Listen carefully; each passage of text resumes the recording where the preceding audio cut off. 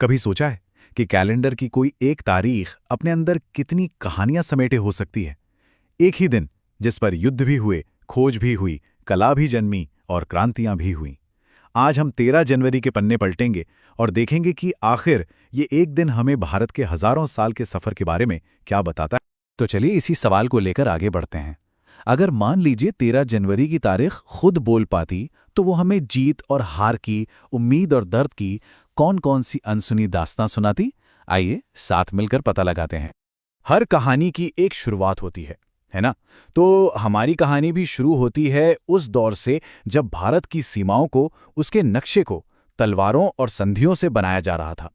ये वो घटनाएं हैं जिन्होंने इस देश का चेहरा हमेशा के लिए बदल दिया।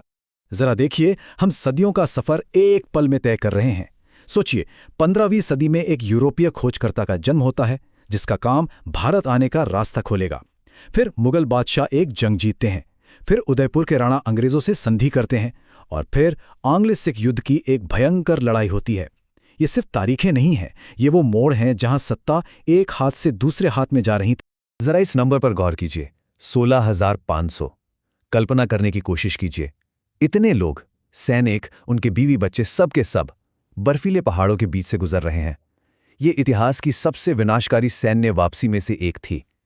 ये सिर्फ एक आंकड़ा नहीं, ये 16,500 टूटती हुई उम्मीदों की कहानी है।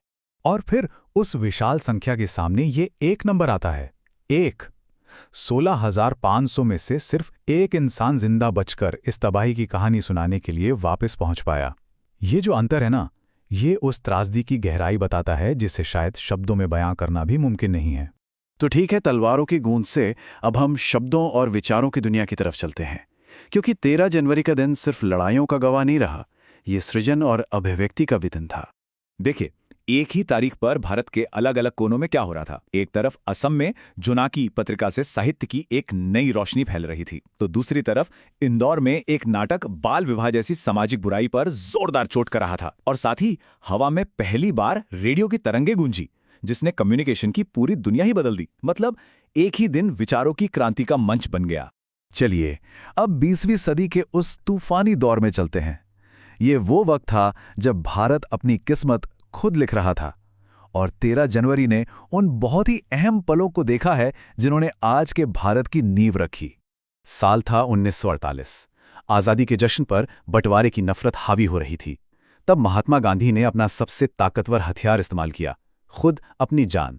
13 जनवरी को जो उन्होंने आमरण अनशन शुरू किया, वो सिर्फ एक उपवास नहीं था, वो एक बटे हुए देश की आत्मा को जगाने की एक दर्द भरी पुकार। और इसी एक दिन देखिए किस्मत ने कैसी स्क्रिप्ट लिखी। एक तरफ भारत के पहले अंतरिक्ष यात्री राकेश शर्मा का जन्म होता है, जो हमारे सितारों तक पहुंचने के सपने की निशानी बने, और दूसरी तरफ तबले के जादूगर अहमद जान थिरकवा इस दुनिया को अलविदा कह गए, और उनके साथ संगीत का एक पूरा युग खत्म हो गया। एक ही तारीख, जन्म और मृत्यु, एक शुरुआत और एक अंत की कहानी कह रही है। 13 जनवरी के इतिहास में कुछ बहुत काले पन्ने भी दर्ज हैं। 1964 में कोलकाता में हुए सांप्रदायिक दंगे उस दौर के सामाजिक तनाव और बंटवारे का एक बहुत ही दर्दनाक रिमाइंडर है। ये हमें याद दिलाता है कि तरक्की का रास्ता हमेशा सीधा और आसान नहीं होता। चलिए आप कहानी को आज के दौर के और करीब लाते हैं, उस आधुनिक भारत की तरफ जो लगातार बन रहा है, बदल रहा है। देखते हैं कि हाल के दशकों में 13 जनवरी ने तरक्की की कौन सी नई कहानियां लिखी हैं। आज के भारत की रफ्तार को आप कैसे नापेंगे? शायद उसकी तेज दौड़ती ट्रेनों से और उसकी जटिल राजनीति से।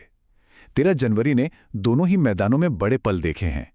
एक तरफ पुणे और मुंबई के बीच शताब्दी एक्सप्रेस चली, जो देश की बढ़ती स्पीड का सिंबल बनी, तो दूसरी तरफ जम्मू कश्मीर जैसे संवेदनशील राज्य की सियासत में एक बड़ा बदलाव हुआ। 0, 0 ये सिर्फ एक नंबर नहीं है, ये लाखों लोगों की जिद, मेहनत और जीत की कहानी है। 13 जनवरी 2011 वो ऐतिहासिक दिन था जब भारत ने पोलियो के खिलाफ अपनी बहुत लंबी लड़ाई में एक आखिरी और निर्णायक जीत हासिल की। ये दिन पब्लिक हेल्थ की हमारी हिस्ट्री का एक सुनहरा पन्ना है। और देखिए, ये सिलसिला रुका नहीं है। हाल के सालों में भी 13 जनवरी बड़े फैसलों और सुधारों का दिन बना हुआ है, चाहे वो 3 तलाक जैसे सामाजिक मुद्दे पर कानूनी एक्शन हो, या फिर उत्तर प्रदेश जैसे बड़े राज्य में पुलिस सिस्टम में सुधार हो। ये तारीख आज भी हमारे देश के आज और कल को शेप दे रही है। तो आखिर में हमने क्या देखा? 13 जनवरी कोई सीधी सादी कहानी नहीं है, ये एक उलझा हुआ खूबसूरत ताना बाना है जिसे युद्ध और शांति के बनाने और बिगाड़ने के जन्म और मृत्यु के धागों से बुना गया है।